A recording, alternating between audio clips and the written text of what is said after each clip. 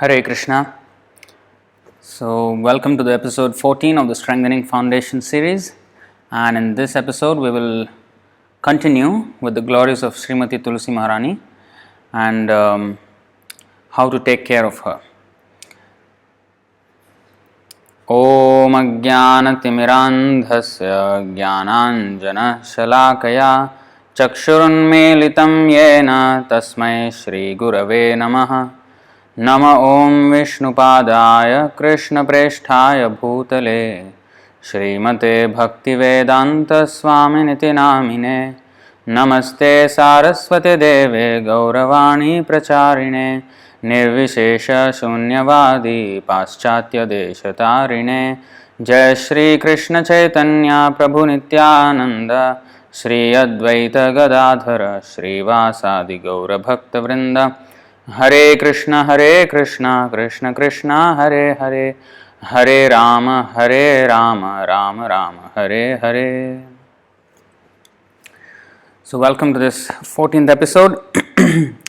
So today we will study the whatever little we know about Tulsi Maharani's eternal position in Goloka Vrindavan. And if you have any questions, please leave them down in the comment section and we will visit them towards the end of the class. And we will start with this. If you have seen this painting of Vrinda Devi, Tulsi Devi, you see this? This is Vrinda Devi. I hope you can see it clearly. Okay, that's the full screen. So if I maybe, I think you can see that. Okay. So you see this is Vrinda Devi. So how to identify? How you know this is not Radharani or any other gopi? So the speciality of Vrinda Devi is that she has a yellow parrot on her hand. And this yellow parrot's name is called Daksha. And this Daksha has 100,000 disciple parrots. So what they do, so basically we have already studied how Tulsi Maharani became a plant and how she is engaged in Krishna's service in the form of a plant. But here in this episode we will understand what is Tulsi Maharani's position in the spiritual world from whatever little we can gather from the Acharya's descriptions. So Tulsi Maharani, if you ask what does she do in the spiritual world, well, she decides what everyone else does in the spiritual world, especially in Goloka Vrindavan. Because in Goloka Vrindavan, she is like the master director of everything in coordinating the pastimes of Sri Radha and Krishna. So she arranges, she even composes the songs with which to wake up the lordships in the morning, and she even appoints those parrots who have to sing those songs for waking them up, and even the flowers and the fauna, everything, the flora and the fauna of the whole Goloka Vrindavan, she is the one who decides, and then she is the one who is the director of everything there. And she has thousands, hundreds and thousands and millions of Sakhi friends who are her assistants.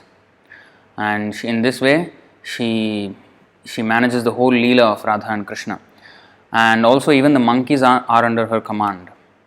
And these parrots, so Daksha means expert, so that is the yellow parrot's name.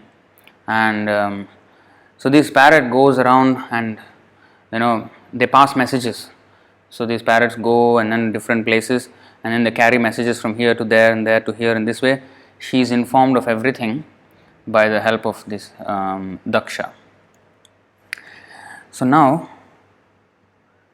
and you see in the painting, there are, if you see closely, I will probably remove my camera.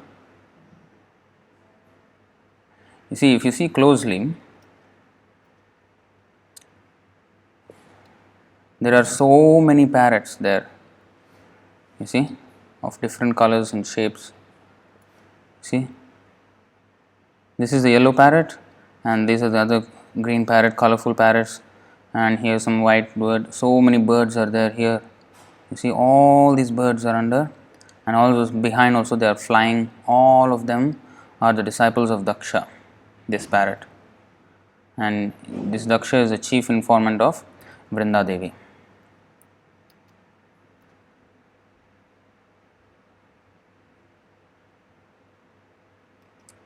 So, with that understood, we will study a little bit, we will read a little bit Vrinda Devi in Goloka Vrindavan. So, these I have gotten from some devotees writing. They have got it from authoritative writings like Govinda Lilamrita, which is written by Srila Krishnadas Kaviraj Goswami, who also authored the Chaitanya Charitamrita. So here,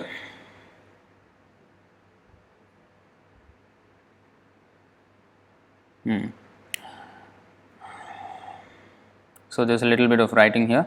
So we will read this. Another name of Tulsi is Vrinda Devi, one who awards residence in Vrindavan. So she is also called Vrinda because the trees are grown in groups, and also because Vrinda means a group. So she has big group of assistants who are working under her command in arranging the pastimes of Radha and Krishna. So, and she is also awarding the residence in Vrindavan. That's why in the Tulsi Arati song we say, Seva Adhikar Diye Koro Nij Dasi. So, Krishnadas, he is singing, Din Dukhi Krishnadas, he is singing that Seva Adhikar Diye, please give me the authority to please give me the privilege to perform devotional service, and Koro Nijadasi, make me your maid servant and engage me in the service of Radha and Krishna. So this is the prayer we every day sing in the Tulsi Arati, because she is the one who controls everything in Goloka Vrindavan.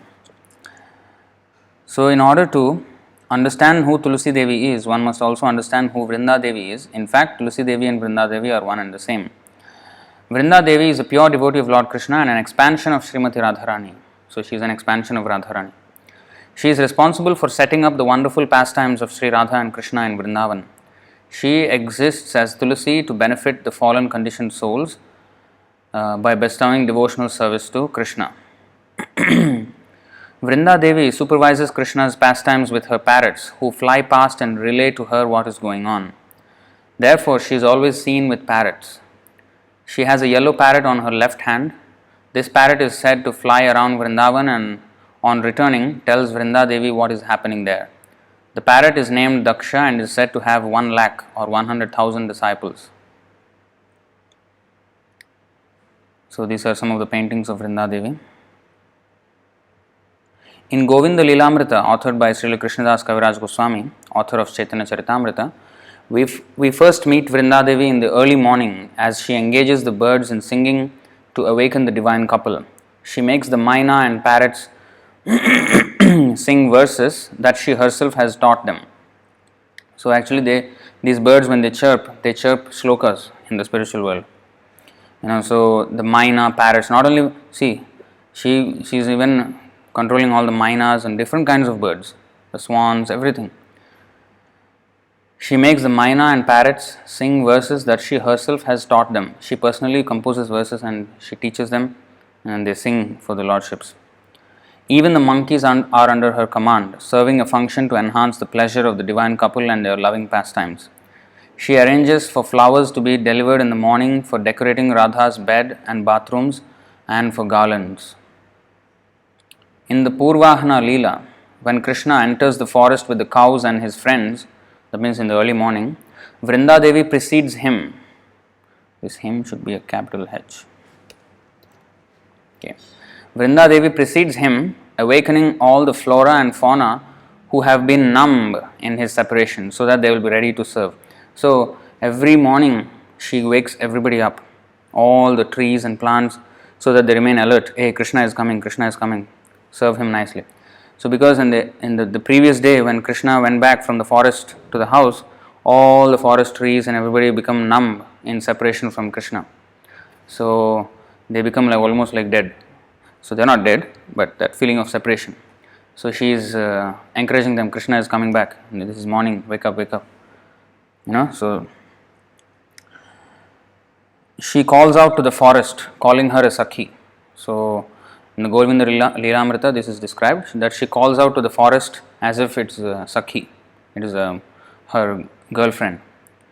So she says, Atavi Sakhi Samayan Madhavo Sau Samantat Visrja Viraha Ghurnam Turnamulalasihi Swaguna Gana Vikashay Sveshwarim Smarayamum Safalaya Nija Lakshmim Chanayoh Sadvilasai.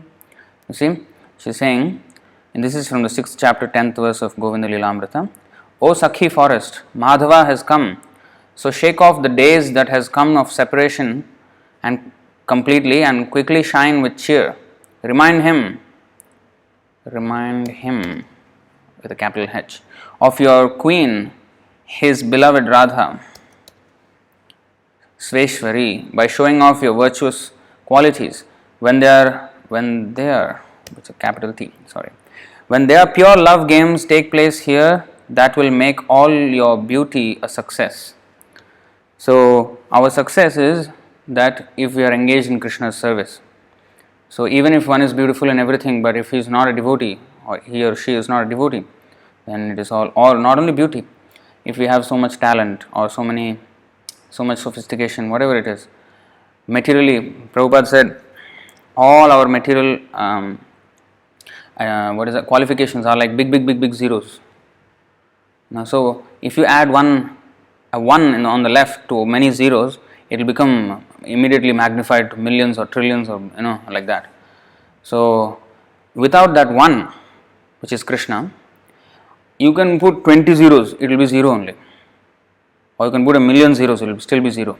So all the good qualities one may acquire are like big zeros, but they are actually worthless. But when they are employed in Krishna service, then everything becomes success. So the same thing here. When their pure love games take place here, that will make all your beauty a success. So we can see a scenic place and we may appreciate, but that scenic place will become more beautified when Krishna performs his pastimes. That is the beauty of Vrindavan, where why there are so many scenic places in the world. Why devotees go to Vrindavan? Because that is where Krishna performed his pastimes. Prabhupada also said there are so many battles, Second World War, First World War, or millions of battles happened in the past. Why devotees are interested in Kurukshetra battle? Because Krishna and Arjuna are there. So because Krishna and devotee are there, therefore they become interested in the battle and everything. They are not particularly interested in the battle.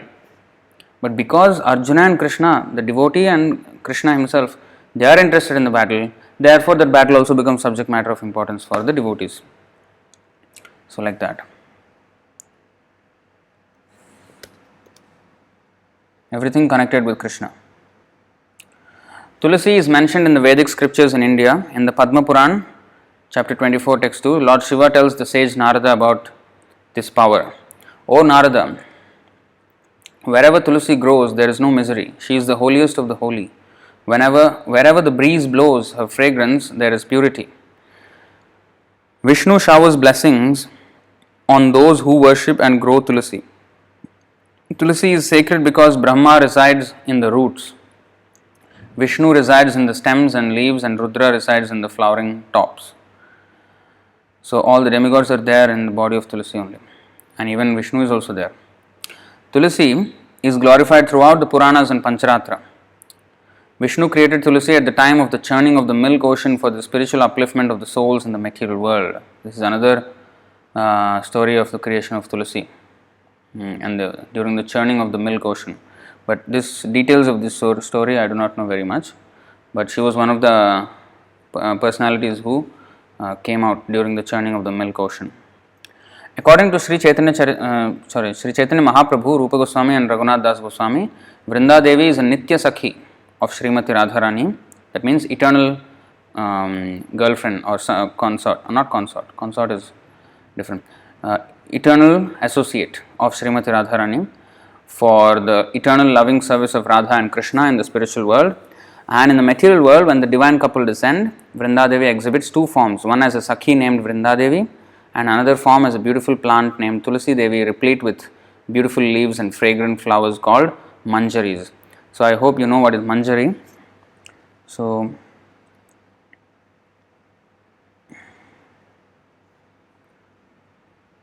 this is Manjari. So this is the flower of the Tulsi, and especially when one is taking out the Manjari, he should chant that verse, Tulasi Amrita Janmasi Sadatvam Keshava Priya Keshavartham Chinomitvam Varada Bhavashobhane. And then the Manjari should be plucked nicely without disturbing the branch. So just hold the branch and then slowly just like that. So the whole tree should not shake.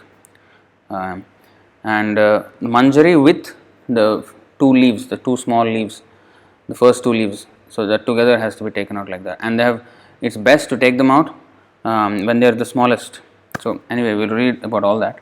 So this is Manjari anyway. This is the Tulasi Manjari.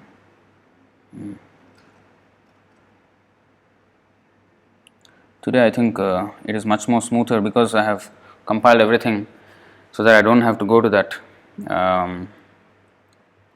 that Veda base where everything gets stuck.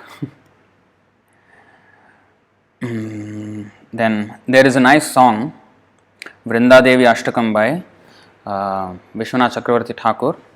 We can just go through those verses and read their translations.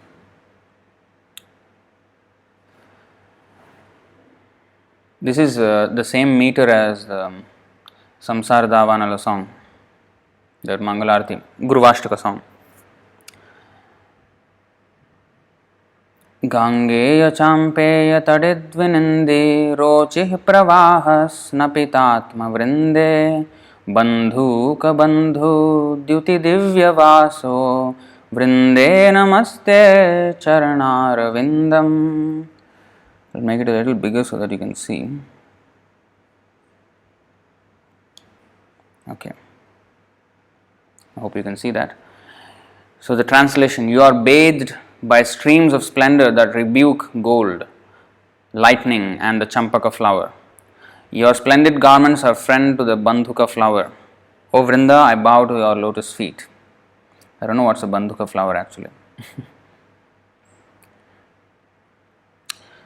Bimbadharo ditvaramandahasya Nasagra mukta dyuti deepitasya Vichitra ratna bharana shriyadhye Vrinde namaste charanaravindam. Your face is splendid with a pearl decorating the tip of your nose and a wonderful gentle smile on your bimba fruit lips. You are decorated with wonderful jewel ornaments, O Vrinda, I bow down to your lotus feet. So there is a Nasagra Mukta Dyuti Deepitasye. So there is a ring on her nose, on the tip of her nose, from the middle, and there is a pearl hanging from her nose. So that is another feature of Vrindadevi. If you see the painting, it is also depicted there. I forgot to show that.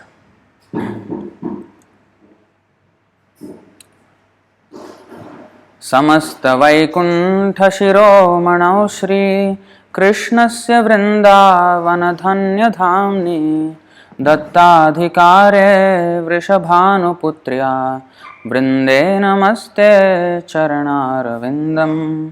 Vrishabhanu's daughter Radha made you guardian of Krishna's opulent and auspicious abode of Vrindavan, the crest jewel of all Vaikuntha planets. O Vrinda, I bow to your lotus feet. So here there are two things that are worthy of note. That are, one is Radharani has made her the guardian of the Vrindavan, which is the crest jewel of all Vaikuntha planets. So first of all, she is the in charge of the entire Vrindavan, Tulsi. So Vrinda Devi. So she is in charge of the whole Golok of Vrindavan, the name itself, Vrindavan, the forest of Vrinda Devi. She is the authority there, and therefore we sing Seva Adhikar Diye Koro Nijadasi. So we are requesting her, please engage me as a servant of of yourself as a maid servant so that I can engage in Krishna's service. Seva Adhikar. Because she is the one, if she gives the, employment pass, then only we can go inside Vrindavan. So she has to give that employment in the service of Radha and Krishna. So she is like the ICA, like here, there's immigration department. Here we call it ICA in Singapore, Immigration Controlling Department, agency or something. So the immigration department of the Goloka Vrindavan, she is the one in charge. And Radharani has appointed her like that. So she is so glorious. And one more thing is, the Goloka Vrindavan is the crest jewel of all Vaikuntha planets. Among all Vaikuntha planets, Goloka Vrindavan is the highest. So this is another evidence of it. Krishnasya Vrindavanadhanya Dhamni Samasta Vaikuntha Shiromanau Shri Krishnasya Vrindavanadhanya Dhamni. So Dattadhikare, Dattadhikare, she is the guardian.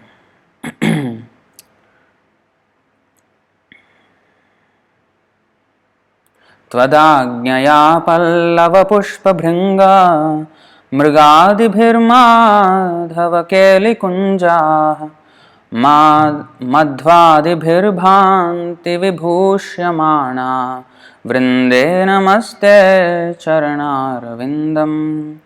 By your order, the groves where Madhava enjoys pastimes are splendidly decorated with blossoming flowers, bumblebees, deer, honey and other things. O Vrinda, I bow down to your lotus feet. So she is the one who orders whenever Krishna and gopis they want to have loving pastimes. She is the one who arranges all. She tells all the trees now blossom and now offer these flowers and they are all Kalpavriksha trees. They can offer any flowers, she asks. So not just only one plant will only give rose flower. No, they will give, if they want colorful rainbow color flowers, they can do. So anything is possible in the spiritual world. So she orders what all to be done and what. Everything, she is the one, and even the bumblebees, the deer, the honey and other things, everything she arranges, everything. Tvadiyadutyena nikunjayunor atyutkayo keli vilasa siddhi tvatsaubhagam kena niruchyatam tad vrinde namaste charanarvindam. Because you became their messenger, the eager and youthful divine couple enjoyed the perfection of transcendental pastimes in the forest. O Vrinda, I bow to your lotus feet. She is so expert that Radharani and Krishna just enjoy the whole pastimes and everything else is arranged by Vrinda Devi.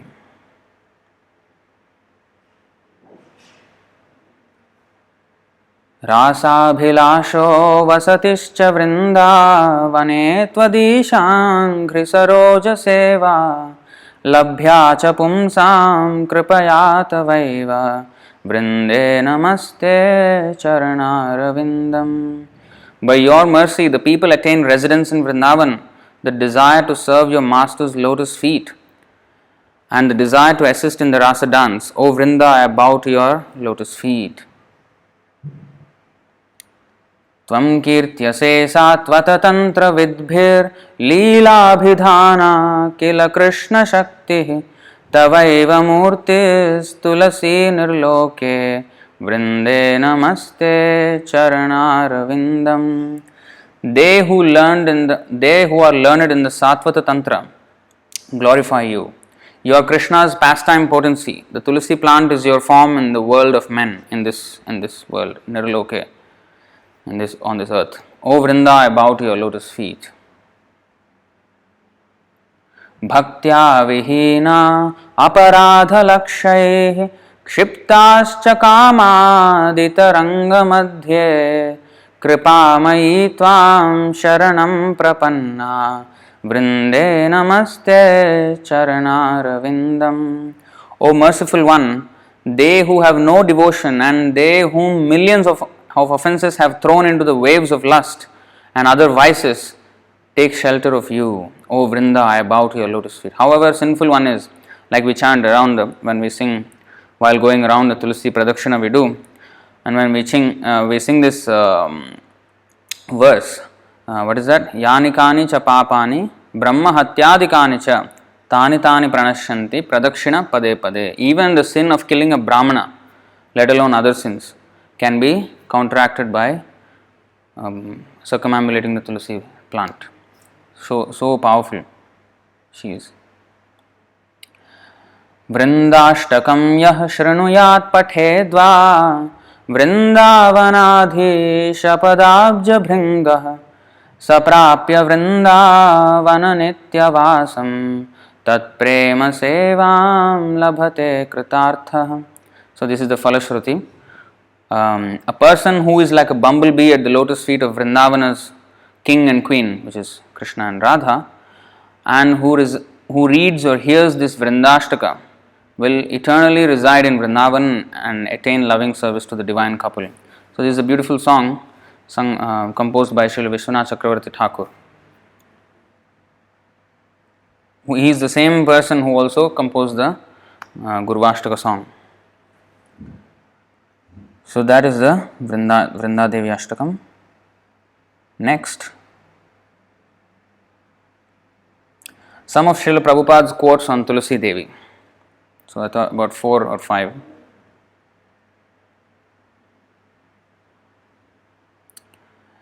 So this is from the Srimad Bhagavatam lecture in Auckland, New Zealand on the 22nd February 1973.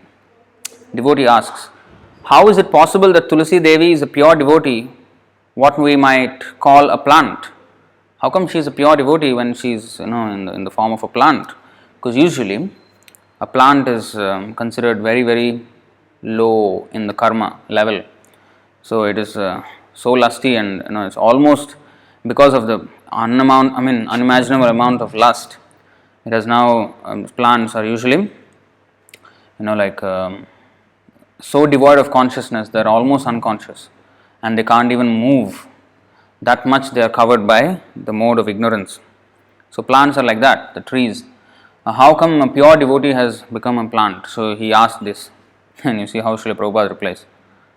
That you cannot know in your impure state. You just become pure, you will understand. Everybody laughs. Just like a physician, he can understand another physician, what is his position. The layman, what he can understand. If you say physician, how I can understand this physician? How you can understand? You are not a physician. You become a physician, then you will understand what kind of physician he is. So when you become devotee, you will understand what kind of devotee is Tulsi. So long you are not devotee, you cannot understand. Don't expect.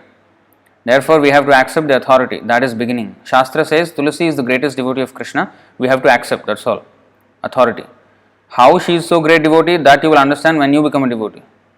You come to the platform, then you will understand, not before. Now chant.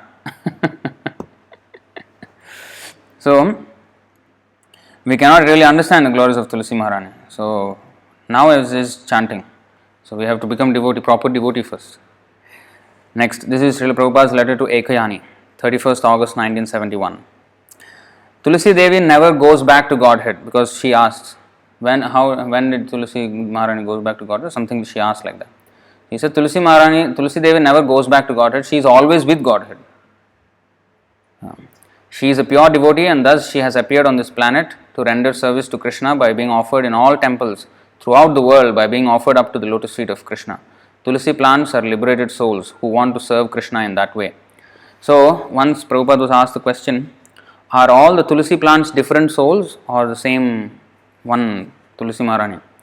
Expansions of one Tulsi Maharani. So, Prabhupada said, it's one Tulsi Maharani who has expanded into so many plants. It is not different souls. So, Tulsi Maharani is different from other plants.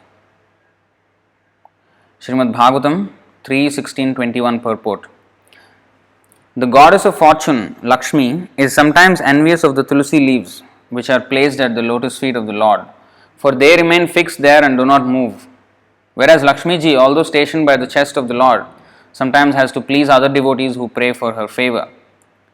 Lakshmi ji sometimes has to go to satisfy her numerous devotees, but Tulsi leaves never forsake their position, and the Lord therefore appreciates the service of Tulsi more than the service of Lakshmi.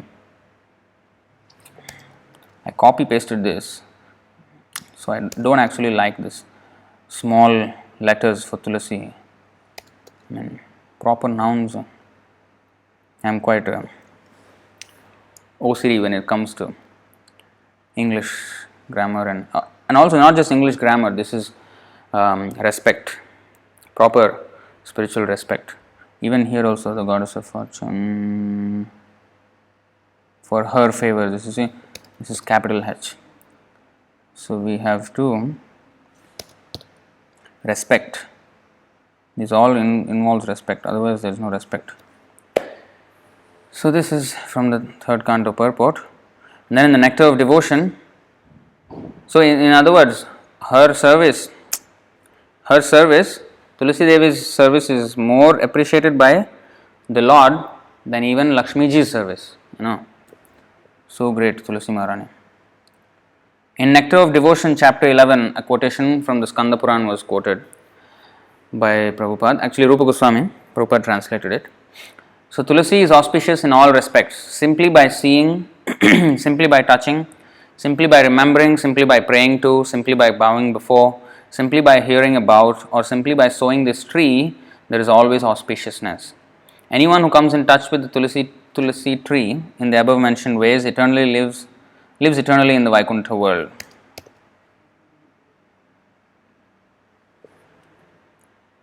So these are some of the quotes of Srila Prabhupada on Tulsi. I guess there are definitely some other quotes as well, but okay, the next.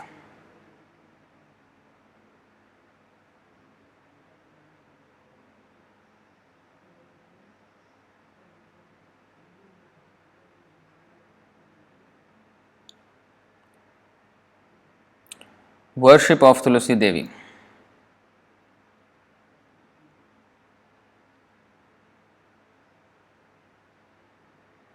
This is actually compiled by Govinda Dasi Mataji. This Mataji was assisting Srila Prabhupada in the early days of the movement, and she has actually started this cultivation of the Tulsi leaves. And in fact, in the 4th canto, 8th chapter, 55th verse in the purport, Prabhupada actually gives credit to Govinda Dasi Mataji. So she has actually started the worship of Tulsi in the West. So she took the seeds and started cultivating them, and compiled a manual on how to care for Tulsi, and then she distributed in all the temples, and she distributed the Tulsi plants, and in that way the whole Hare Krishna movement, all the temples have Tulsi plants. She was the one who started that, and she compiled this. The following list was compiled from scriptures and from Srila Prabhupada's instructions. So this is about how to respect Tulsi and how to I think, wait a second, there is one story I want to share. Learning respect for Tulsi. Okay, I think this should be here. So this is one story. It's a nice story in the Honolulu, Hawaii. So we will read this. In 1968, before Tulsi made her appearance in the West, Srila Prabhupada sometimes talked about her. I recall him saying that in India, everyone considers Tulsi plants sacred and no one will cut or uproot them. Even non-Hindus, he said, will not destroy Tulsi to build a house on a spot where she is growing. They will look for a place not inhabited by Tulsi. When Bhaktivinoda Thakur discovered the birthplace of Lord Chaitanya, it was so overgrown with Tulsi that no one had settled there, thinking it to be a sacred place. Even non-Hindus considered that disturbing Tulsi plants would bring ill fortune. Even some Christians and Muslims also, they would not use to disturb the Tulsi plants. See, important point. When Bhaktivinoda Thakur discovered the birthplace of Lord Chaitanya, it was so overgrown with Tulsi that no one had settled there. See how she was protecting the birthplace of Chaitanya Mahaprabhu. When Prabhupada came to Hawaii in 1971, he admired our lush Tulsi garden in front of the entrance to the temple.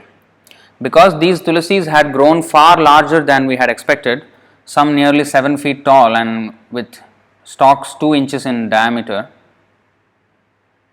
Wow, 2 inches in diameter, that's big, that's like this big.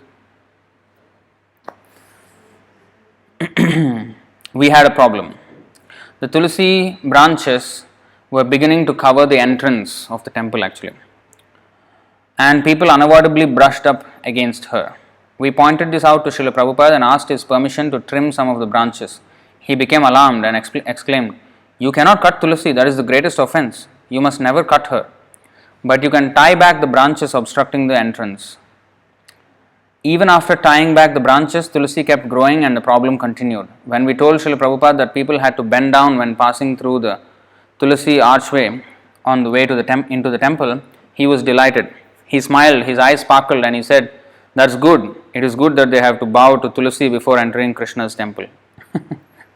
Still, he did not consider it as a problem. He saw that it was good.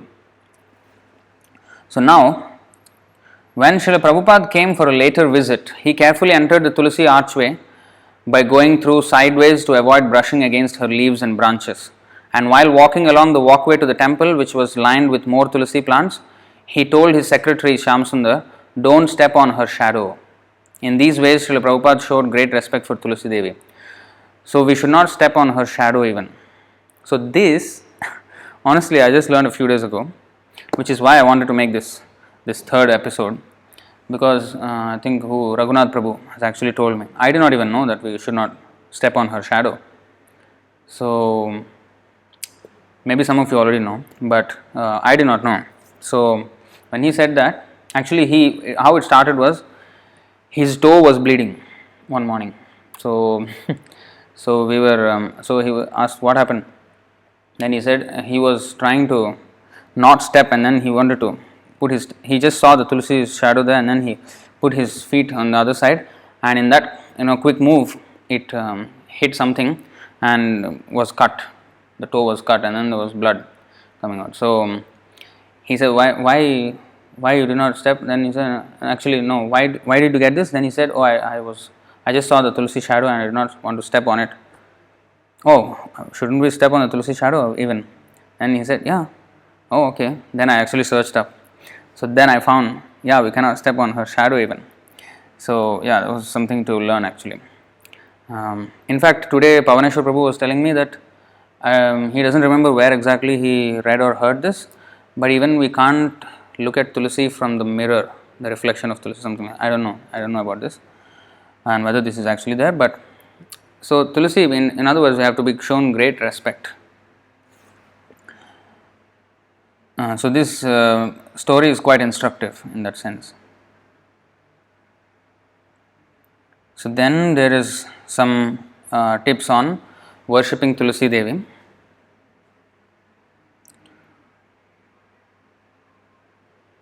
The following list was compiled from scriptures and from Srila Prabhupada's instructions. So Srila Govindadasi Mataji, she has an article in one of the, I think it was krishna.com or something. Yeah. This is the link here. So I think I will share with you this whole thing, whatever today's notes. We will put a link in the description of this video on the Facebook and on YouTube as well. So first point, Tulasi's body is spiritual. Although Tulasi appears as many individual trees, she is one person and she comes wherever she sees devotion to Krishna. Every morning devotees should water and pray to Tulasi Devi and circumambulate her 3 times. Worship Tulasi with nice food, flowers, incense and a ghee lamp and other traditional articles of worship. So she is actually in the altar herself, and when we offer the food, we offer to her also. And while doing arati, incense, ghee lamp and flower. That is a thing established by even Krishna himself, and he also revealed the 8 names of Tulasi. I hope you remember still the 8 names. Let's do some recap. Vrinda, Vrindavani, Vishwapujita, Vishwapavani, Pushpasara, Nandini, Tulasi, Krishna Jivani. So these are the 8 names. You should remember these names. In fact, Narayani is also Tulasi's name, because she is the wife of, wedded to Narayan. So Narayani is actually another name of Tulasi Devi. Actually, there is another Tulasi song, I think written by Chandrasekhar Kavi. There she is described as Narayani. Then, protect the delicate tulsi seedlings from birds and insects. It is an offense to turn the seedlings back into the soil. When the seed is sown and then she's sprouting, then we have to take care of her from the birds and insects. In places where tulsi cannot survive the winters when planted in the ground, provide a suitable house for her, like a greenhouse. Every day, provide tulsi fresh air, water as needed. Be careful not to water too much, and sunshine or plant lights. Plant lights are also there, especially in countries like the cold countries. Sometimes there is no proper sunlight at all. We saw this in Germany, where this plant lights are there. It's like violet color, pink, magenta color light. So they are there, and they use that very near the tulsi plant. So these are plant lights. So sometimes when the sun is not there, these plant lights can be used. Neglecting to care for or water tulsi properly is a great offense. Do everything carefully. When picking tulsi leaves, chant the following mantra: Tulasi amrita janmasi sadatvam keshava priya keshavartham chinomitvam varada bhavashobane. O Tulasi, you were born from nectar. You see, this here it says that Tulasi was born from the ocean of nectar, from the milk ocean, from the nectar. So we need to know this story, that's also good to know. You are always very dear to Lord Keshava. Now, in order to worship Lord Keshava, I am collecting your leaves and manjaris. Please bestow your benediction on me. Pick only the leaves that grow next to the manjaris, the flowers, which are the spire, the temple spire looking. So the two leaves just below the flower. So the manjari along with those two leaves must be plucked, and that too not with the nail. Has to be held like this and just like that, and then not disturbing the rest of the branch, holding it here and then plucking it like that carefully.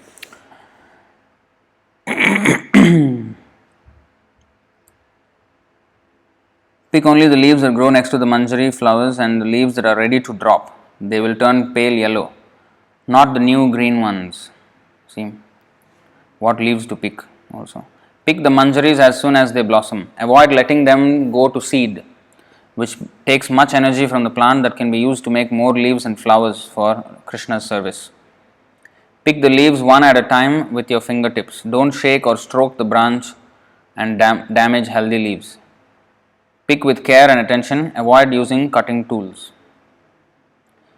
like a scissors. Sometimes, I think once it was asked to Prabhupada that then we use scissors, and Prabhupada said use common sense. So in the beginning, if you cannot do it nicely, then just use the thing, but it is best not to use. I think it is not very difficult to learn it, just like that. Never cut or prune Tulsi Devi. This is a great offense. Remove dead branches if absolutely necessary. If branches obstruct a passageway, tie them back, but don't cut them. Pick Tulsi leaves and flowers in the morning, never at night. That means from sunset to sunrise. Don't pick them at that time. Never use chemical sprays on Tulsi. And also, you should not take the manjaris on the Dwadasi day. Collect leaves once in the morning for worshipping Krishna and for putting on the plates of food to be offered to him. Put at least one leaf on each preparation. Never pick Tulsi leaves for any other purpose than to offer to the Lord. Lord Krishna likes garlands of Tulsi leaves. Tulsi leaves mixed with sandalwood pulp and placed on the lotus feet of the Lord is the topmost worship. Do not place Tulsi leaves on the feet of anyone other than Lord Vishnu in his various forms.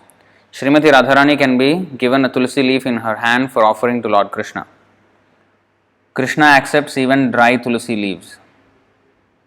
Tulsi wood taken after a plant has fully dried naturally can be used to carve worship paraphernalia such as beads. Place leftover Tulsi wood within the earth. Place leftover Tulsi wood within the earth. here it is said, never use tulsi leaves or flowers to make teas or juices even after they have been offered to Krishna. It is a great offense to cook or heat tulsi or to use her for mundane purposes such as medicines and ointments. So, although tulsi is is also called medicinal herb, osimum means it's a herb, it's a medicinal herb. The scientific name of tulsi is Osimum sanctum. So, osimum means herb, which is medicinal, but still we should not use it for that. And anyway, when tulsi leaves are offered to Krishna and we take them, materially, spiritually, we are benefited. So, we no need to separately use them for that purpose. Never cut down or pull up living tulsi plants. This is a great offense. Never cut down or pull up, uproot tulsi plants. Of course, when you want to transfer them onto another place, another pot, that's another thing. Avoid stepping on Tulsi Devi's shadow. Tulsi Devi is very, very dear to the Lord. Therefore, most important is to serve her with love and devotion. So, these are some of the important aspects of worshipping Tulsi Devi. So, with this, there is a useful link that is here, Tulsi Devi Handbook. In fact, this is by Stephen Knapp, who is Nandakumar, I think he's Nandakumar Das, Nandakumar Prabhu. I think he has written this, compiled this. But there is another book also by Govinda Dasi Mataji, which is How to Grow Tulsi Devi. So, I did not find a PDF for that one. We will see if we can find, and if we can find, then we will leave it here as well. And just before concluding, I would like to mention a few other points where we can find the importance of Tulsi Devi. One of them is Bhaktivinoda Thakur's song, where he says, Tulasi dekhi judaya pran madhava toshani jani. So this song is called Shuddha Bhakta Charana Renu Bhajana Anukula. So in that song, he says, Tulasi dekhi judaya pran madhava toshani jani. So he says, Tulasi dekhi judaya pran. So he says, I feel relieved when I see Tulsi Maharani, Tulsi Devi, Tulsi plant, because I know that it brings pleasure to Madhava or Lord Krishna. So that is one instance where Bhaktivinoda Thakur also mentions. And there is a nice story of Jagannath Das Babaji. He was in where? Mayapur, Navadvip. Was it Mayapur or Navadvip? Or was he in Vrindavan? Either he was in Vrindavan or he was in Navadvip. I think he was in Vrindavan. So, yeah. And then somebody came to him, some well-known person materially, some famous person came to meet him, and because he heard that he came with his family, and he heard that he was a great saint, Jagannath Das Babaji. And Jagannath Das Babaji, if you don't know, he is the spiritual master of Bhaktivinoda Thakur, and he lived up to about 147 years. It's really amazing. And he was known to be a very, very great devotee. So he was well known because of that. But he was very humble, and he was always he did not like any name and fame, nothing like that. So once this rich man came, and he asked him, do you know any miracles? Because materialistic people, they think sadhu means he must show something. Just like nowadays from Baba, they are spitting out some lingas, so-called lingas. These kind of cheap tricks they will do, and so they want to see some of these miracles, so that their faith increases. So can you show us any miracles? He said, no, I don't know anything. I don't know any miracle. He was just disgusted with that question anyway. So then suddenly he looked on the side and said, hut. Then they did not understand what was going on, where he's looking at. Then they found. They asked him what happened. Then he said, no, that dog is passing urine on the tulsi plant in Navadvip. He was in Vrindavan, and then he said, the dog is passing the urine on the tulsi plant, so I am just chasing away the dog. And they were like stunned. Then he actually sent a telegram. That time there was no phone and all that. He sent a telegram, to some of the people he knows in the Navadvip, and then they actually confirmed that one temple premises there, the tulsi was this dog every time comes.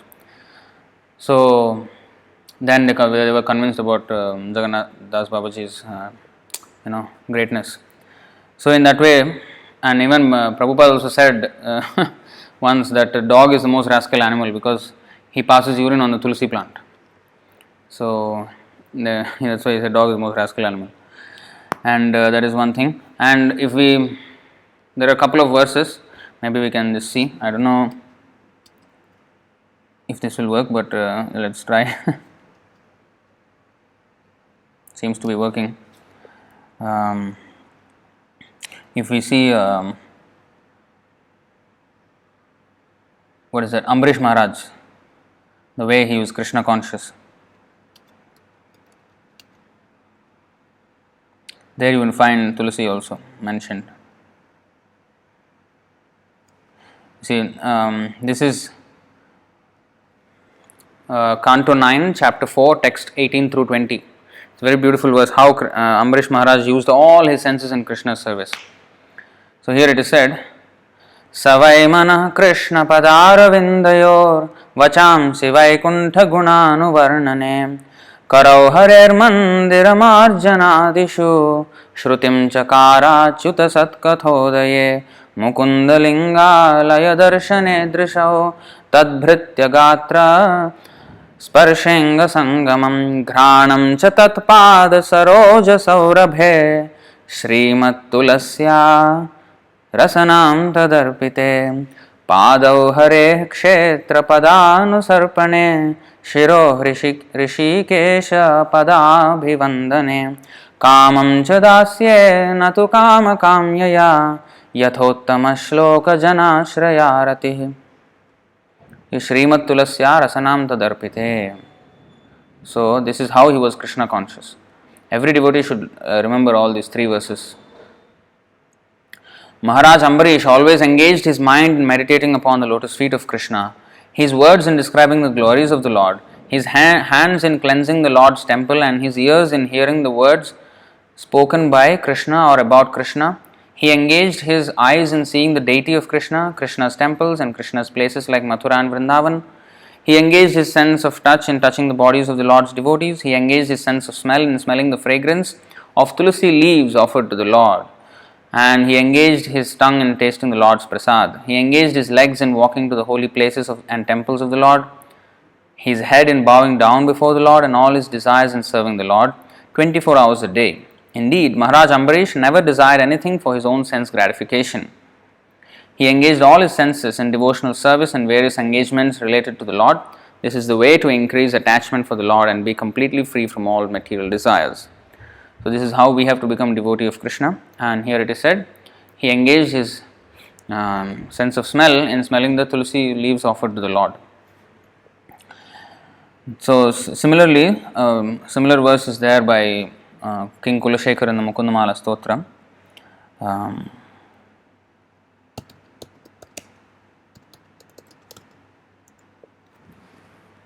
This is the 20th verse of the Mukundamala Stotra.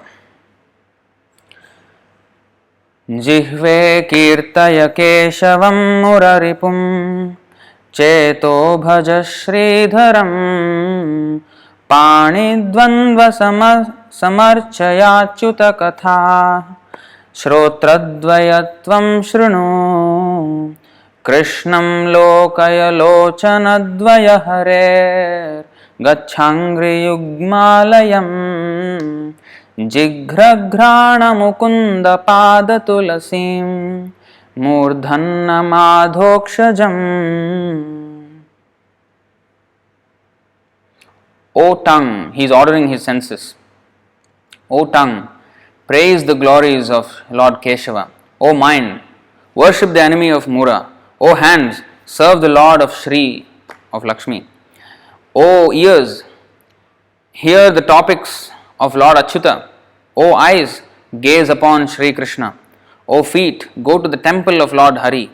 O nose, smell the tulsi buds on Lord Mukunda's feet. O head, bow down to Lord Adhokshaja. So in this way, King Kulashekar is also praying.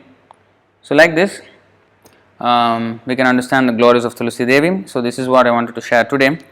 So today we have ended quite earlier. And if you have any questions or comments on this topic, that will be very much appreciated. I think today the movement of the screen was much faster. I have tried my best to tweak whatever that I could, and finally we got it to work. So what questions do we have?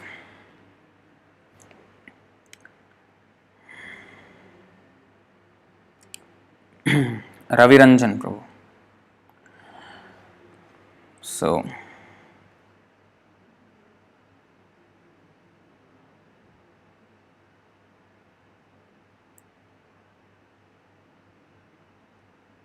okay.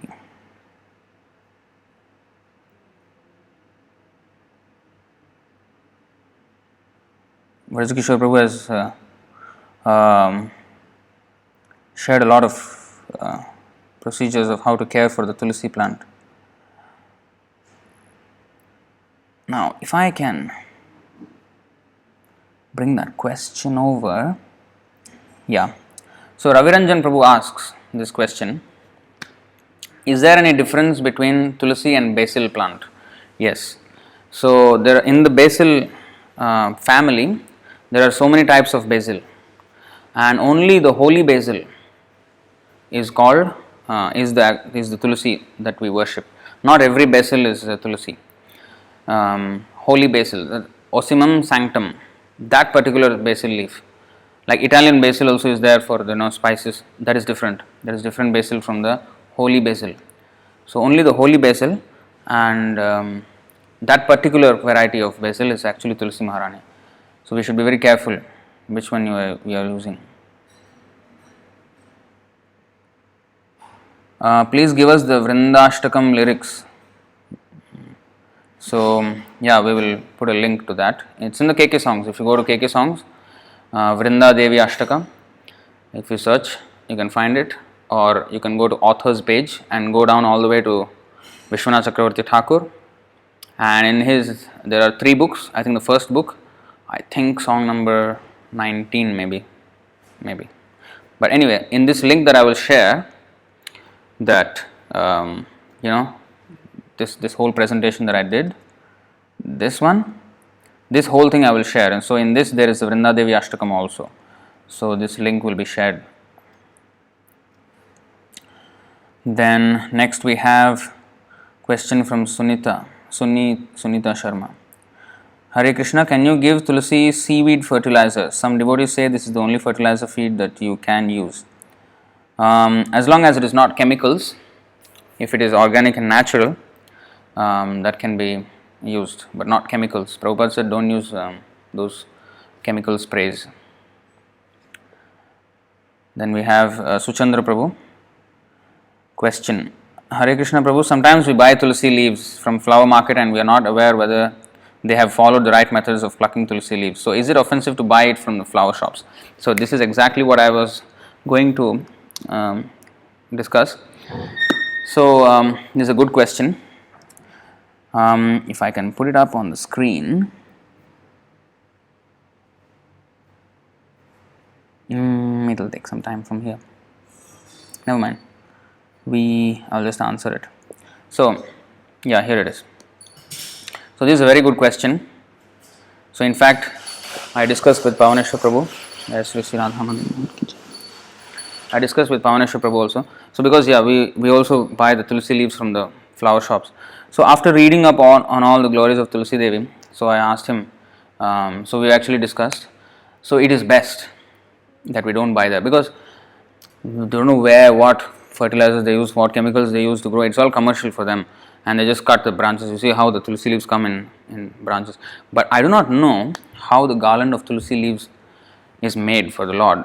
without the branches being there. I don't know how that is done though. Are all the leaves individually stringed together, or I don't know how it is done. So, but anyway, as Prabhupada said, we cannot cut them. So, but we see the way they sell it in the market is that they cut them, and it's actually ideal we don't use them at all. And for that we have to have sufficient supply in the temple. So, the key to this is that there have to be enough leaves and enough manjaris for Krishna's service. And the key to this, achieving this, as I have read from the Govindadasi Mataji's advice, she says that the key to all this is to pluck of course, water enough and light enough. And then when we are plucking the manjari, we have to pluck that manjari when it is very, very small, just appeared, and then we have to take her out along with the two leaves that are attached to it. So, in that way, not much of the energy is gone to make the seeds. And when we pluck like that, then that energy will be used to grow more branches, and in that way there will be more manjaris also, and the tree will become very bushy, very nice, and like fully very thick bush, instead of just like a branches and then a few leaves here and there. So the key to this is just pluck them just when they are very young and not allowing them to grow all the way. So in that way, and those manjaris can be offered up to Krishna, and then when there will be more and more branches, there will be more and more manjaris, and in that way we will have sufficient supply for the offering of the Lord. And also the yellow leaves and all this can be offered. So as there are many leaves, if there are many leaves, then we will have all the leaves for offering. So it is best to actually cultivate the tulsi plant ourselves, and we have actually tulsi plants, but at this point the supply is not enough, the number of leaves are not enough to carry on our worship, to put on all the items on the Lord's plates. So they have to grow more, so we need to work on that actually in the temple here. So in that way we have so to answer that, it is best not to buy from them. In fact, it's not, after reading up and after knowing all these things, it is not advisable to actually buy tulsi leaves from the market. So we have to change our method also here in the temple as well. So we need to grow the tulsi plant nicely. In fact, and also in the tulsi, in the flower shops, the guy who's selling, he will just step on all the tulsi leaves, and they don't care, it's like, it's just commercial for them, so they don't have that devotion, And also I have seen another important thing, that when we grow the tulsi plants in the temple, those tulsi leaves and the manjaris have a very nice fragrance. But when you buy from the shop, they almost have no fragrance, it's just like a grass. Because I think they use all kinds of fertilizers, I don't know, whatever they use. So it actually, there's no devotion there, so she's in fact offended in that way.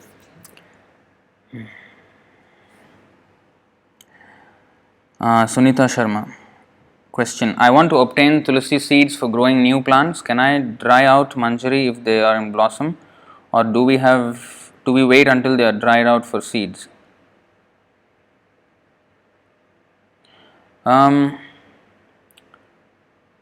You mean dry out manjari if they are in blossom?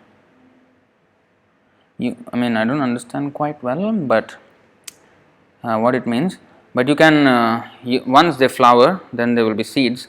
Then once they dry, then you can pluck them and then use those seeds to plant. You can use like that. Hari Prasad Prabhu, all glories Prabhu. Can you please share Jagannath Puri story link? Hari Prasad Prabhu, you are always asking story links. Jagannath Puri story. I know this is not relevant here. You can always find, just Google search now. Google search will bring up everything. So, Sri, question: my house has a tulsi plant and we only offer water to her. We don't worship, although I really want to, but don't know how. Is it still okay to keep her without serving her? I offer obeisances to her and offer water to her every morning. Since you said you live in a non-devotee family, and there are difficulties, and I do not know if you can do the arati for Tulsi Devi and all. So yeah, at least watering her is also serving her. So you water her and pay your obeisances at this point, and that is also worshipping her only. And take care of her. Mukesh Narnia. After offering the tulsi, how to eat the tulsi leaves? You can eat the tulsi leaves that are offered to Krishna. So you can here during night dressing, those leaves which are offered with sandalwood at the feet of the Lord, they are already dried up by the night, and then we can eat that. And also those which are offered in the offering. So when we offer the food to Krishna, we say the mantras of the spiritual master Srila Prabhupada, Chaitanya Mahaprabhu and Krishna, and on each item there is tulsi leaf on each and every preparation. Like for example, the Raj Bhog offering in the afternoon has about I think 13 items minimum here in the temple. So there are 4 plates like the four parts of the altar. So for Radha Krishna, for Gaur Nitai, for Narasimhadev, for Jagannath. So in each of these plates there are 13 offerings. So it's like 52 small bowls like that. That is here in the temple. So on each of those bowls there has to be a tulsi. On each water cup, everything there has to be tulsi. So in the rice, suppose for example the rice bowl, there is a tulsi on the top. So when we are eating, after the food is offered to Krishna, the prasadam is transferred into the serving trays, and then from there when you eat, the tulsi leaf is there, you can just eat. You can just eat with the rice or whichever item is there, you can just eat like that. Then Pavitra Mataji is asking from Bangalore, do we need to worship tulsi only when there is dark outside in the morning? Can't we worship after sunrise if we miss to worship early morning? We have learned that in our movement that after Mangalarti we worship her. So after sunrise, I think it is best to worship her before sunrise itself. That's what I understand, because that's what we do. But is it an offense to worship her after sunrise? I do not know. But here, as we do, it is before sunrise. So that is the ideal way. I think we should, instead of adjusting the worship according to our convenience, I think we should adjust our habits to suit the worship. That is the more proper method. I know in Grihastha life it is a bit difficult, but please try your best and come to the proper standard. And I think once you get used to that habits, like okay, this is non-negotiable, it has to be done. So then then you will get used to that. So it's just prioritizing all these things so that the worship of the Lord and His dearest devotee Tulsi Maharani is done in the proper way. Then we have Raviranjan Prabhu who is asking, is there any restriction on days plucking tulsi leaves? Yes. So on Dwadasi we cannot pluck her leaves, and also I'm not sure about this, but Amavasya, somebody said Amavasya, but I'm not sure. But Dwadasi, yes, we cannot pluck her leaves. So based on the Amavasya, I have to find out. See, I'm honestly I've never taken care of the tulsi plant until now. Personally, I have of course watered tulsi plant. Of course, every day we do here. That is not really. That is just for the worship. But really taking care of her, giving her light and the water, and taking care of the plant so that she grows, that I have never done. So I am only learning about the taking care of her from the studies that I've been doing for these series that I'm making here. So I have just read up a few. So I'm not completely conversant with every single detail. So Dwadasi definitely not, but Amavasya I'm not sure. Maybe if somebody finds it, please leave it in the comments, and if you cannot find it, and maybe we will find it later, we will add it in the description of the video or leave a comment on under the video. Mark Prabhu, can we offer tulsi to Nityananda Prabhu's lotus feet? Yes, you can. So Tulsi leaves can be offered to all Vishnu Tattva and nobody else. So Nityananda Prabhu is also Vishnu Tattva, so we can offer to him at his feet. Vishnu Tattva means, I hope you understand, all devotees understand, but maybe some of you may not understand. Vishnu Tattva means Krishna and his expansions, like Krishna, Jagannath, Baladev, but not Subhadra and not Radharani, and Chaitanya Mahaprabhu, Nityananda Prabhu, Narasimhadev, and not Prahlad Maharaj. But we can offer to the leaf, offer to the hand of Radharani, offer to the hand of Prahlad Maharaj, offer to the hand of Prabhupada, if you have the small deity, Utsav Murti, so that they offer to Krishna. So in that way, at the hand you can. So that way it is okay. Then we have Vinay Vimal Prabhu. Are there various types of tulsi? Few are dark green, light green. Is there a specific we should use? Name as Krishna tulsi? No. So there are Ram tulsi and Krishna tulsi, and so the Ram tulsi are more green, whereas the Krishna tulsi is more dark in color, more of a violet and green color. So there are two types of holy basil, the tulsi plants. So both can be used, no problem. There was actually one nice story which I remember when you have said this.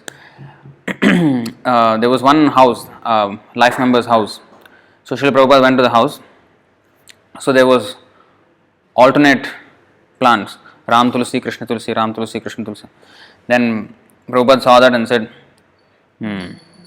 so this person, he's a follower of Ramakrishna. Those Vivekanandas. So Ramakrishna followers, they have this Ram tulsi and Krishna tulsi, Ramakrishna, like this, they follow Ramakrishna. So that is bogus. So, but Ram tulsi and Krishna tulsi both can be offered. Those leaves can be offered to Krishna. It's not that only Krishna tulsi must be offered and not Ram tulsi. No, both can be offered. Then we have Sunita Sharma. Will you be doing a class on the rules for keeping Ekadasi? Good question. So maybe I think we should. Right? Yeah, we should. Because there are actually a few confusing aspects about following Ekadasi. So it is good to do a session on this and make everything clear. Yes, we will do one. Thank you for that suggestion, though it was not on my mind, but now it is. Next we have Kunti Mataji. Is there time of the day as to when to cut, like morning or afternoon or evening? First of all, we can't cut, we have to pluck. We can't cut or in any way. So we have to pluck only the manjaris. So it is best to do it in the morning, but you can do any time in the day, but not from sunset to sunrise. That means in the night. When it is twilight in the evening, from that time to the morning sunrise, we can't pluck her leaves. But after sunrise, you can. So after sunrise, you can water her and then take out all the manjaris. All that you can do in the morning. So that is the best time, but any time during the day, but not in the night. Prithviraj Prabhu. Are there any specific days where we cannot water tulsi plant? Can we chew while tulsi leaves while honoring prasadam? Yes, you can. So okay, are there any specific days? So two questions. Are there any specific days where we cannot water tulsi plant? No. Every day we have to water. There is no prohibition on that. But we cannot pluck the leaves on Dwadasi. And Amavasya, I am not sure. We will leave that later. So can we chew the tulsi leaves while honoring prasadam? Yes, you can. So there was a hilarious story in this connection. There was one Mataji, I think here in Singapore. She was saying that we should not chew tulsi leaves. And one day the tulsi leaf was a little big, and she tried to gulp it down, and it got choked, and she was choking, and she cannot get it out. No? And finally, with some water and somehow or other, the leaf, she could ingest. So don't do that kind of things. So your throat may choke, and you cannot breathe. So we have to be practical. So yes, we can chew. So there is no problem in that. But that which is only offered to Krishna in the prasadam offerings. Then we have Mukesh Prabhu who is asking, can we cut the tulsi leaf by teeth, or we have to swallow? I think swallow. He said swell, but I think he meant swallow. So can we cut the tulsi leaf by teeth, or we have to swallow the leaf after offering? So yeah, so I have already answered that. So if we try to swallow, sometimes we can choke. So don't do that. You can chew with your teeth. Regarding the quotation on days, okay, here Vishwambara Prabhu has come to my rescue. Hari Bhakti Vilas says, 7th chapter 353rd verse says like this. Sankrantyadau nisiddhopi tulasya vachaya smritau param Vishnu Param Shri Vishnu Bhaktastu Dvandvashyam eva neshyate. It is generally forbidden to pluck tulsi on Sankranti, means Purnima, Amavasya, Dwadasi and Sunday. Oh, Sunday? But I'm not, okay, Sunday is written here, okay. Sankranti. That means on Purnima, Amavasya, Dwadasi and Sunday.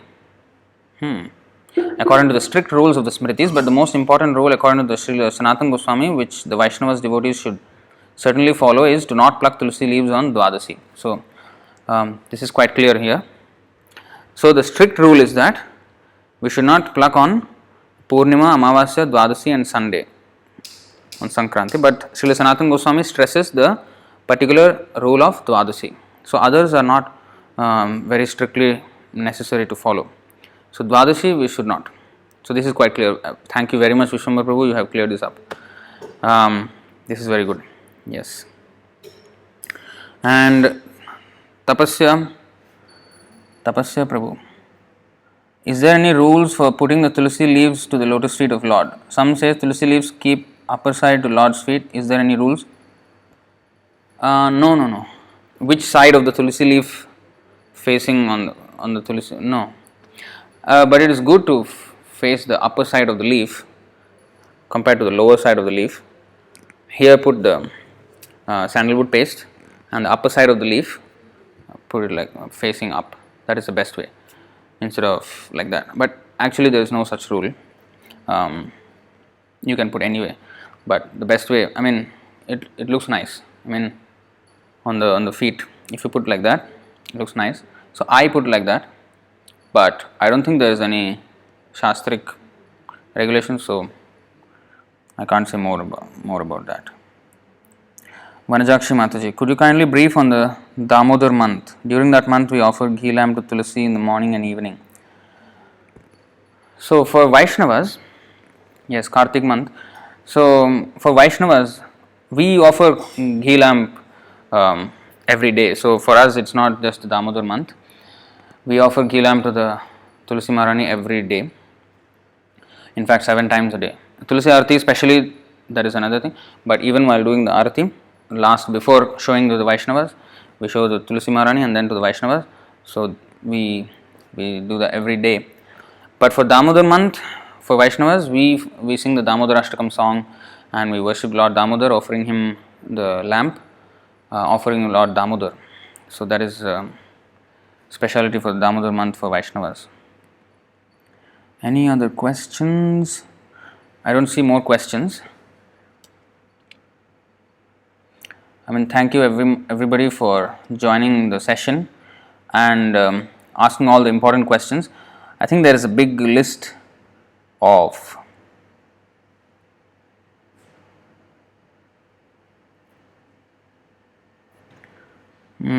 what is Amalaki leaves? Amalaki, actually I don't even know what Amalaki is. So anyway, there is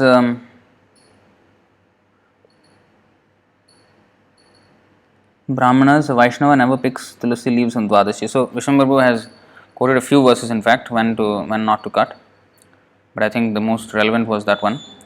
Everything else basically it is already there in that verse. So yeah, so the story that I said, there may be some mistakes in the details. So Vrajakishore Prabhu has actually posted the correct details of that story of Jagannath Das Babaji when he drove over the dog. So here it is. While he was staying in Navadvip, so he was not staying in Vrindavan. See, I am very bad at stories, details in the story, so kindly forgive me. So while he was staying in Navadvip, he became the object of great affection and acclaim. On one occasion, the famous landlord Srinath Rai, so he was a famous landlord, Srinath Rai, and several family members went to have an audience with the famous saintly person. Not recognizing him, they asked if he knew where the famous Siddha Baba lived. So they asked where the Siddha Baba is. They actually did not know that he is the Siddha Baba they were looking for. Srila Babaji Maharaj replied, I don't know anyone who is a Siddha Baba here. I am staying here, but I am simply an ordinary living entity like all of you. The Rais then realized that they were actually addressing Srila Babaji Maharaj, who was completely free from any desire for recognition or fame. Nevertheless, they humbly requested him to show them a miracle. Becoming disturbed, Babaji declared, I don't know how to perform any miracles. He then picked up a stick and started beating the ground. He was starting beating the ground, apparently out of annoyance. The landlord, fearful that he had committed an offence, begged the Babaji not to be angry with them for having made an unpleasant request. Srila Jagannath Das Babaji replied, I am not angry with you. I am just chasing out a goat. Oh, goat. Okay, sorry. See, another mistake. It's not a dog. So, I was just chasing out a goat who was eating the tulsi plant near the cottage of Srila Lokanath Goswami at Radhakund. So this is the actual story. So the goat, here is a goat. Srila Prabhupada mentioned that the dogs pass urine on the tulsi plant and that's why he is a rascal. But here, this particular story, the goat was eating the tulsi leaves in Radhakund. You know where is Radhakund? In Vrindavan. And he is in Navadvip in West Bengal. And Vrindavan is in Uttar Pradesh, like hundreds of kilometers away, and he was chasing out a goat who was eating the tulsi plant near the cottage of Srila Lokanath Goswami at Radhakund. So now, the Rais were very much astonished to hear this, and to test the veracity of his statement, they immediately sent a reply, paid telegram to Radhakund. The reply came back the following day, and it confirmed that a goat had entered the cottage of Srila Lokanath Goswami and ruined the tulsi plant there. This incident convinced many doubting persons of the Babaji's perfection. They returned to see him and fell at his feet to offer their obeisance. Perfect devotees of the Lord, being disinterested in the material universe, never desired to make an exhibition of miraculous powers. In order to increase the faith of worldly creatures, however, they are sometimes inspired by the indwelling Godhead to perform some supramundane deed for their edification. So the devotees don't want to glorify themselves. He asked for a miracle, but Jagannath Das Babaji was not interested. But at the same time, Krishna from within, he directed him to chase that goat away. So in that way, the glory of Jagannath Das Babaji was, enhanced. So Krishna is always looking for a chance to glorify his devotees, although the devotees are not interested. So thank you, Vrajakishore Prabhu, for sharing the real story. I was sharing fake news. I'm sorry about this. I knew there was a story of Jagannath Das Babaji and the Tulsi plant. On which side I did not know. I thought he was in Vrindavan, but anyway. So I have to learn stories more in a better way. So we have this is a list of okay. Vrajakishore Prabhu has shared something. It's a very long comment, so I will not paste it. I will not drag it onto the screen. I think you all can see it in the comments there. Tulsi Devi's physical health all year round depends on proper light, water, temperature, humidity, soil, nutrients, pot size, and on remaining free from pests and diseases. Here are some of the basics that should be followed. So light, there are about few points, many points. Many points about light. So I think you can read up this and I have also shared one link how to care for Tulsi plant. There is a very very detailed description also there. So maybe this is also there. So thank you Vrajakishore Prabhu for sharing this. So you can all actually read up that, and we will also read up, and we can follow those instructions. I don't know if there are any more questions. Let me see if any questions have come in. No more questions. Okay. So thank you very much for joining in this live stream. Today it was much smoother experience, I hope. So please leave a comment down if there were any disturbances in the live stream, whether it was getting stuck, the video or the audio, or something was not clear, or if everything was all right, video and audio. or if only the audio is good and the video is not. So please mention all that in the comments. So this is good feedback for me, so that I will try to tweak things here. I deleted some files and I did something before coming onto this live stream. So hopefully that helped a little bit, but I will do more, and your feedback will also help me so that I can do a better service here. So thank you very much. हरे कृष्णा, जय श्री प्रभुपाद की जय, तुलसी महारानी की जय, हरिनाम संकीर्तन की जय, निताय गौर प्रेमानंदे, हरि हरि बोल.